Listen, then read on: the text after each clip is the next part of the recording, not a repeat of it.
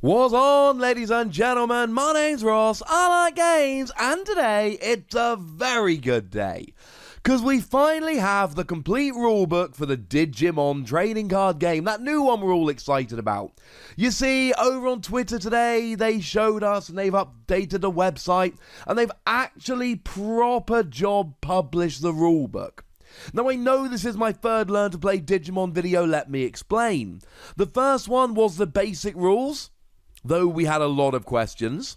The second one was the full rules, but with a lot of questions, and this is the We Know Everything. I will pop a note into the description of the other two to let you know that this is the one to go for, but let's be 100% clear, ladies and gentlemen, this is awesome. We now know everything about playing the game, we know all of the rules, so let's settle down. However, I need to give a ridiculously gigantic shout out to the wonderful Jason Snowjacks over on the Facebook group, who did so much translation today, hooking us up with all the information. So cool.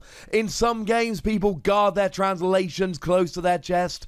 Jason just chucks them all out for all of us to use. He's a lovely dude. Also, shout out to Vincent Rekfan for turning the PDF into an English PDF, which helped immensely as well. So let's get rolling, shall we?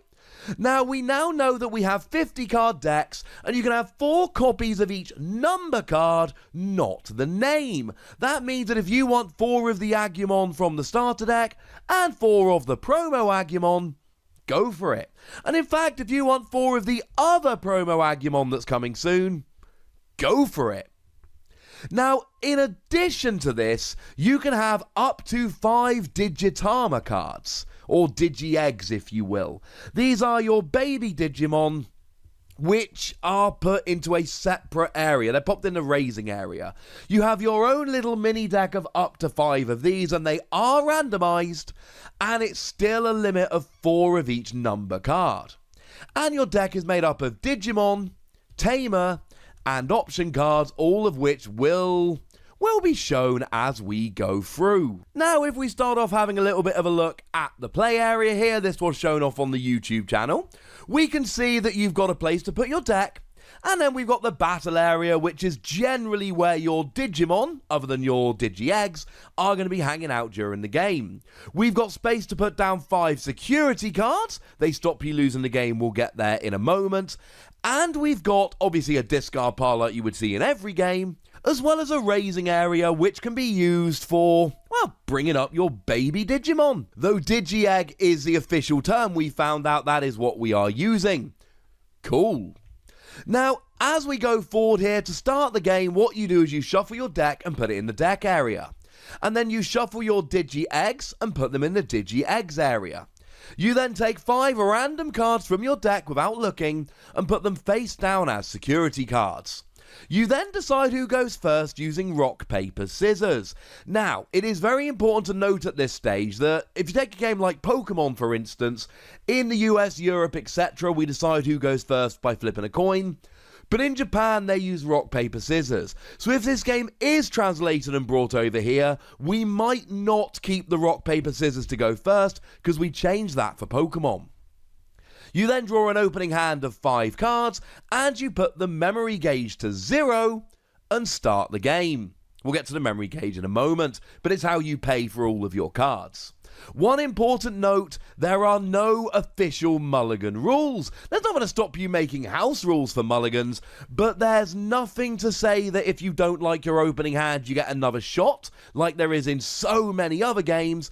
As it stands at the moment, and the game's not out and things could change, and that is an important note actually, anything in here could change. The game is not officially released for about 3 weeks yet, but as it stands at the moment, there are no official rules for mulliganing.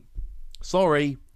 Now, there are 2 ways to win the game. You either attack while your opponent has no security cards remaining, and you do need to attack. Running them out of security isn't enough, you need to attack. Or if either player tries to draw a card from their deck during the draw phase, they lose the game. There was a question in the previous Learn to Play video as to when not being able to draw a card would lose you the game. Confirmation that it is now during the draw phase, not just a general rule. Okay then. I.e., if there's a skill that would make you draw a card, and you're unable to, you don't lose the game. It is only during the draw phase. Now, we've talked about the raising area, but just to go into that a little bit more, it is not part of the field proper, which means any Digimon here cannot attack, cannot be attacked, cannot use skills, cannot be targeted by skills, etc. They're basically not on the field. You are also limited to one Digimon in this area. You can't raise a whole bunch and then move them all over at once. And once a Digimon has left the raising area, well, it's left the nest, right? It ain't allowed home. You can't go back again. Now, there are 4 phases to the game. The active phase, the draw phase, the raising phase, and the main phase. During the active phase, all you do is turn all your Digimon from rest to active mode. Cool. They're all ready to use now during your turn. During the draw phase, you draw a card, but it is important to note that the player going first on their first turn does not draw a card. We then have the raising phase, during which there are essentially 2 choices. You can hatch a Digi-Egg, or you can put a Digimon from the raising area onto the field. Now, when we hatch, what we mean is you turn a Digi-Egg face up. You flip a card from the top of your Digi-Egg deck into your raising area. And yes, this is random, which obviously involves some strategy here. If you only play one Digi-Egg, or you only play 2 and they're exactly the same, you know what you're flipping. If you go for the full 5, you might end up flipping the wrong one, and that might make you a little sad. Or what you can do is evolve your Digitamer into a level 3 Digimon and move it onto the battlefield. You are not allowed to move a level 2 Digimon onto the battlefield. It's got to be a level 3. Although, to be clear, if you evolve in the raising area and then move in, you are not playing the cards, so you do not get any play abilities that you might have. But you are allowed to attack with them on the same turn you move it in. So that's quite nice. In the main phase, you've basically got 4 or 5 options that you can do in any order you like, and as much as you like, assuming you have the resources. You can play Digimon, you can evolve Digimon, you can attack with your Digimon, attacking either other Digimon or your opponent's security deck, or you can play option/Tamer cards, hence 4 or 5 things to do. Now, at this stage, we need to talk about the memory gauge. Anytime you play a card, whether it's a Digimon, an option card, or a Tamer card, there will be a cost associated with it. And what happens is, when you play a card, you pay the cost and move the memory gauge. So, if we take this 5-cost Agumon, for instance, when you play it, you move the memory gauge 5 spaces towards your opponent. So let's say, for argument's sake, that the memory gauge is sitting there and you've got 2 memory remaining. Well, you play Agumon generally without evolving. You pay the 5 cost to play it. So instead of you having 2 memory, we move it 5 spaces towards your opponent, and your opponent gets free memory. It's their turn, and they've got free memory to spend. Anytime it goes past 0, it is your opponent's turn, and they get as much memory as is on the gauge when you've done what you've just done. Now, one very, very important point here, and it's a very important point, there is a hard limit of 10 on the memory gauge. We knew that the memory gauge went up to 10 on the ones they'd shown us, but it turns out there is a hard limit of 10. What that means is that, let's say it's your first turn of the game. Remember, when you start, the memory gauge is at 0. You cannot play a 12-cost Digimon. You can only play a maximum 10-cost Digimon. You are also allowed to pass your turn. There's got to be a rule for passing your turn. What if you've got no cards left? And if you pass your turn, your opponent takes over with free memory. Those of you that play Chrono Clash will realise at this stage that a lot of the rules here are coming straight from Chrono Clash. This is very much a modified version of Chrono Clash. The rule where you can pass and your opponent gets free memory, that is straight from Chrono Clash. Now, in terms of playing Digimon, we've basically got 2 options. You can play it, or you can evolve. Now, if we look at playing, let's go back to that Agumon I mentioned a moment ago. It is a 5-cost Digimon, which means that if I play it normally, I can pay 5 memory to do so. But I can also evolve it, and I pay 0 memory in order to evolve. Remember, if you evolve a level 3 from a level 2 in the raising area, bearing in mind you cannot move the level 2 out before it's evolved, you do not get any when you play its skills. You've been warned. Now, when you play them, they are played in the active state, and you turn it into rest mode when you attack or block. There is no limit to the number of Digimon that can be in your battle area, but you cannot attack the turn that you play. You can attack the turn you evolve, or the turn you evolve in the raising area and move onto the battlefield, but the turn you play a Digimon, you are not able to attack. That's very important. You're still active though, and that's very important because, as we're going to see in a minute, if you're active, you cannot be attacked. If they played in rest mode, they could be attacked and removed right away, and that would kind of suck. The other option is evolving Digimon, and the rules for evolving are, you can evolve any Digimon into any other Digimon, as long as it is the same colour, and 1 level up. Now, one thing that we were fairly sure we knew anyway, but has now been confirmed, is that a Digimon, no matter how many evolution sources it has, still counts as one Digimon, and when it is destroyed, the Digimon and all the evolution sources go into the trash. We figured that was the case. We've now had confirmation. What we had no idea of is that when you evolve, you actually get to draw a card as a nice little bonus.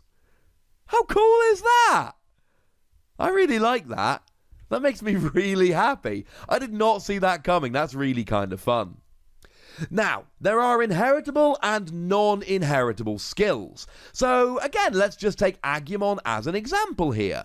The one I've been showing you all the way along has a non-inheritable skill. When you play it, you eliminate one opponent Digimon with DP 3000 or less. Remember, that only activates when you pay 5 to play. If you pay 0 to evolve a level 2 Digitamer in the raising area, you don't get the when you play it skill, because you don't get skills in the raising area. But that's a non-inheritable skill. It goes away as soon as you evolve up. It's gone forever. Whereas the Agumon coming in the starter deck has a lovely skill whereby during your turn this Digimon gets plus 1000 DP. And that is an inheritable skill. So when you evolve up from Agumon, no matter how high you evolve, whatever Digimon you're using that evolved from Agumon always gets plus 1000 DP. But we have now had it confirmed that Digimon's inheritable skills do not apply to the Digimon with the skill printed on the card. So any card that evolves from this Agumon gets plus 1000 power, but this Agumon itself does not get plus 1000 power, and they are officially called evolution source skills. Now, I keep talking about these security cards. These are cards put face down at the beginning of the game, and what happens is that when you attack the security cards, one of them is flipped face up. If it is an option or a Tamer card, you resolve that security skill. So if we take somebody like Yagami, for instance, Yagami Taichi, it's got a security skill that says you may play the card without paying the cost, and the card gives all of your Digimon 1000 DP. Lovely. You do not pay for this skill, you don't pay the 2 you would usually pay, but it is a skill that is only gotten as a security. You cannot activate it unless it's a security card. There we go. If, however, it is a Digimon that is revealed, you compare the power, and the security Digimon can destroy the attacker. So let's say, for argument's sake, you're attacking with an Agumon, and the Digimon that gets flipped is a Greymon. Greymon's got 4000 power, Agumon's only got 2000, so Greymon would destroy Agumon. However, the security Digimon is always destroyed regardless. Anytime you attack a security card, it will be removed. But then you've lost your Agumon. That's a little bit sad. Any skills that would be on the Digimon do not activate here, you just look at the power. That's fairly important.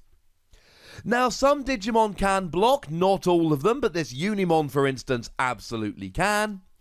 And some cards have security attack +1, like the Greymon I just showed you, has an inheritable skill security attack +1. So remember, it only works when you've evolved. Greymon itself doesn't have security attack +1, only cards that evolve from it.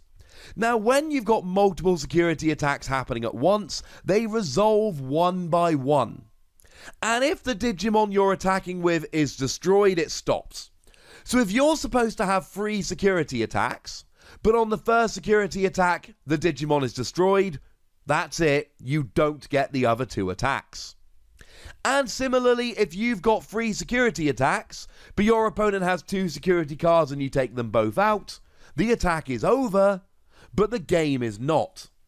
Security attack will not win you the game. You can take out all of your opponent's security cards, but you then need a separate attack in order to win the game. And we have seen a couple of cards that do, or indeed one card, which does actually have Recover, and Recover will actually put cards back on top of your security stack to keep the game going a little bit longer. So, for argument's sake, if we take the Patamon from the promo pack, when you appear, when your security is 1 or less, recovery +1. Well, that's rather nice now, isn't it? There is a big question of how long the games are going to be, and my answer to this is simple. If we've got lots of options that are good for blocking and recovery, we are fine. If we don't, that's a very, very bad thing. Because otherwise you'll probably be able to knock over all 5 security cards fairly quickly. Speaking of which, so in terms of attacking, you can attack the stack, or you can attack other Digimon, but only in rest mode. This is why it's important that they have Summoning Sickness, cannot attack the turn they're played, rather than coming into play in rest mode, because if they came into play in rest mode, that would be a very bad thing, because they could be targeted straight away. And what you do is like we saw with security attacks, you just compare the powers and the lowest get destroyed. So if Agumon attacks Greymon, Agumon gets destroyed. Maybe not a great idea. If, however, they have the same power, so let's say that Agumon attacks Patamon, they're both 2,000 power, so for that reason they would both be destroyed. There was a question about what would happen. The question has been answered. If it's tied, they both get destroyed. And we've had confirmation that any time a Digimon's power falls to 0, let's say there is a skill that drops the power, they will be destroyed. It's taken Chrono Clash until now to get that rule officially enforced. Now, Tamer and option cards are your non-Digimon cards. Option cards are single use, and the example I've shown you a couple times before is Gaia Force. Gaia Force is a very expensive card. It's an 8-cost card. But when you play it, you get to destroy one of your opponent's Digimon. That's pretty gosh darn good. We have, however, had confirmation with the rules today, and this is a big change we didn't see coming. You're only allowed to play an option card if you have a Digimon or Tamer card of the same colour already in play. However, that rule does not apply if it's revealed as a security card. The rule is waived. So if you resolve Gaia Force as a security card, even if you've not actually got any red cards in play, you're still allowed to use it, but you wouldn't be allowed to play it from your hand. Tamer cards, however, stay in play and provide permanent effects. So I showed you Yagami Taichi a little while ago, and during your turn, all of your Digimon get 1,000 extra DP. This is a very good thing, and you can play as many Tamers as you like. There are no restrictions, and they do stack, so you can play up to 4 of this card, and all of your Digimon will get an extra 4,000 power. That is a very, very good thing. But Tamer cards, I mean, you can see they've got no power, so they are unable to block, and they are unable to attack. And in the rulebook, we did unearth a couple of little extra keywords that we've not seen yet, but sound very fun. Pierce says that when you attack and destroy a Digimon or blocker, your opponent performs a security check. Though it is worth noting that Pierce will not activate when you destroy a security Digimon. So Pierce basically goes, I'm going to attack your security stack, and your opponent goes, ha ha ha, I'm going to block so you don't, and you're going to go, yeah, well, I've got Pierce, so I'm going to destroy your blocker, assuming I can, and then I'm going to go after your security stack anyway, because Pierce allows me to do so. Judging by the rest of the rules, it seems pretty certain here that if the piercing Digimon is destroyed, you don't then perform the security check. Performing security check is the correct way to say, attack one security card. And Jamming says that the Digimon does not get destroyed when losing a battle against a security Digimon. So even if you perform a security check and it's a Digimon and they've got more power than you, that security Digimon gets destroyed, it always does, but you survive even though you've got lower power. And then, of course, if you've got security attack plus X, then you do security check X, as you normally would. And there we go. That's what you need to know. That's all of the rules. That's a proper how to play. Now, I've done the best I can twice, but today I've brought you a proper how to play, and I don't really have any questions. This all makes perfect sense, and I am delighted. One more shout out to the lovely Jason Snowjacks, to whom we should be incredibly grateful. And now, I suppose I sit here and wait for those starter decks I pre-ordered to arrive. I'm excited. You should be too. Go nuts in the comment section, but please remember the rules. Be nice, would you? And then make sure you like this video, subscribe to this channel, follow me on Twitter at the Wossy. That's where we talk Digimon and a whole bunch of other games. And please do consider checking out patreon.com/PTCG Radio, where you can support the channel, get a whole bunch of bonus podcasts and all of that good stuff. But by far the most important thing, as always, look after yourselves till next time, would ya? Thank you very much for watching. My name's Ross, and you've been watching Wossy Plays.